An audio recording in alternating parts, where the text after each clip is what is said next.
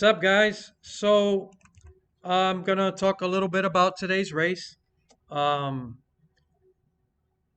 I have to say I shouldn't be shocked by now, but this NASCAR community does still surprise me.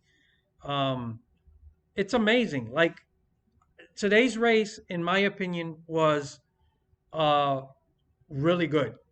Was it as great as last week's race at Auto Club? No. But that's okay. This is sports. Every week, you're not supposed to know what you're going to get. And some races are going to be better than others. That's sports. That being said, I really enjoyed this race.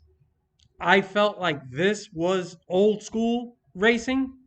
Um, but I noticed that on social media, and I know it's social media, but this is a gauge of the community, right? I'm shocked at how many people were actually sort of complaining, like, oh, the race dragged, it was boring. You know, I don't know what people want anymore. But for me, this is the type of racing I enjoy. This is what I've wanted to see more of. All right. I don't remember the last time we've seen this many green flag pit stops, right? That's almost a lost art. There were only two cautions that were not related to a stage. And I thought it was great. I love watching the field um, spread out and people fighting the handling, people going to the front, people falling to the back. Yes, you had like two people lead the whole race all day, but the race isn't just about the leader. There's a lot of racing going on throughout the field. This is where I will say um, the race gets dragged down, but it's not the race product itself. It's the broadcast by Fox. Still, really a bad, just a bad product. Um, they don't really do a good job of following the action. So there, you got all these cars on the track. There is plenty of action, but you got to find it. If you're a viewer at home, you are at the mercy of the broadcast. You're only going to know or see what they show you. This is why the broadcast is important because they have to go out and find what's going on. When you go to a live race is always better, right? Live is always better. But besides the fact that it's live, another reason why going to a live race is always going to be better is because you decide what you're going to watch. When you're sitting up on the stands, you can go and look at anything around the track. You can follow any car you want at any time. If there's a wreck, immediately, you hear the crowd and you find the wreck. When you're watching on TV, you can only see what they choose to show you. And that's why the broadcast is important. So, the booth is horrible. Boyer is just terrible. I've seen enough. I don't need to see more. My mind is made up. Um, Danica didn't bring anything either, but you know what? I'm not going to be as hard on her because she's not there full time. They're rotating people in and out of that third slot. And you can only everybody that shows up is bouncing off of Boyer. And Boyer's just terrible. He's dragging down the whole broadcast. I do think Mike Joy is past his prime.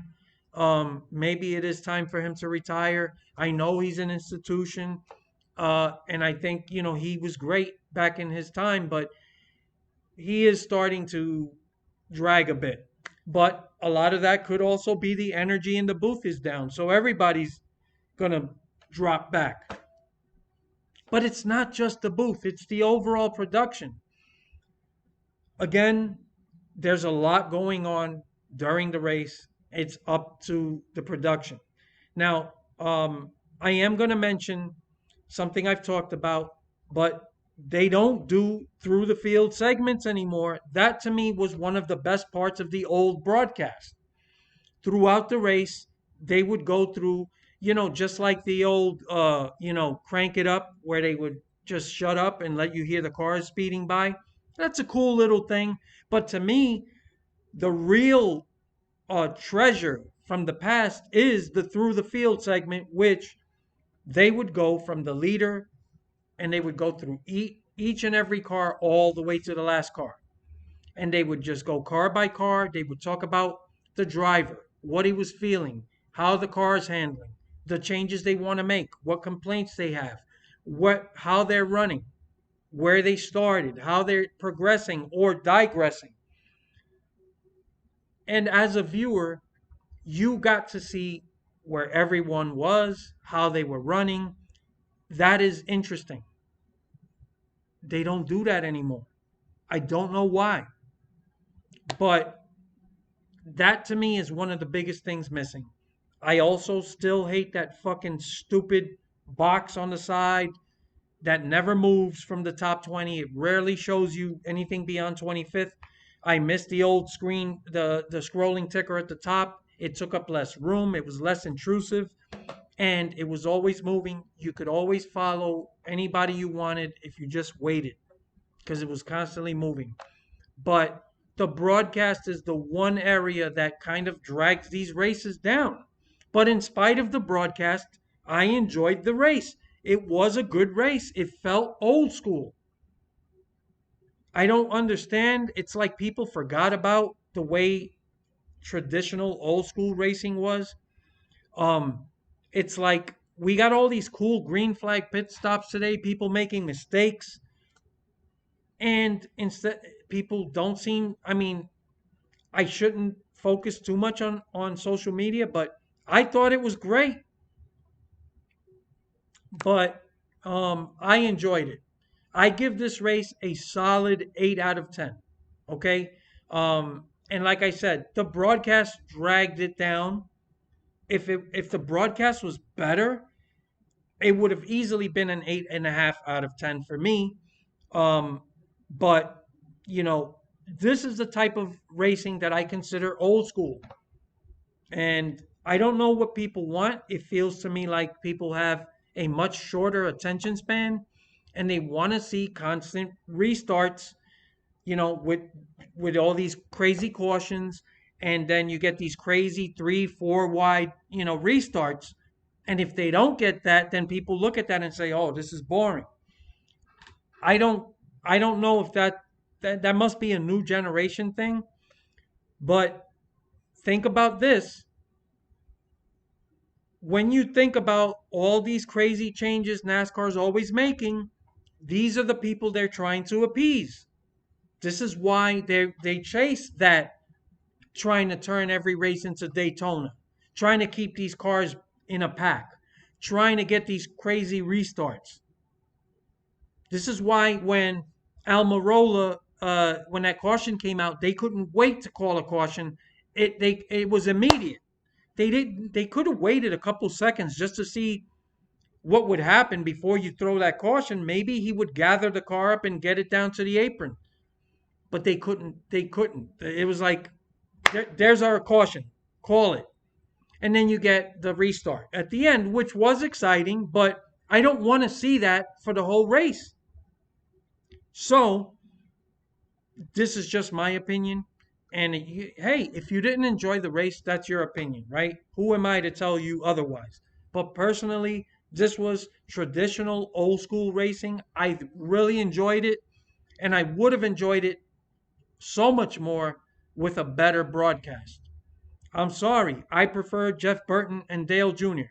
I could tell you they would have been giving you that high pitch screaming, and it would have been more exciting. This booth is dead. This production is dead. But in spite of it, great race. Um, Bubba Wallace raced very strong all day. Great top five finish for him. Suarez got another top 10. I'm really happy. Um, yeah, I really enjoyed it. So it's an 8 out of 10 for me. and it could have been an 8.5 out of 10 if it wasn't for the broadcast. The broadcast is really dragging it back.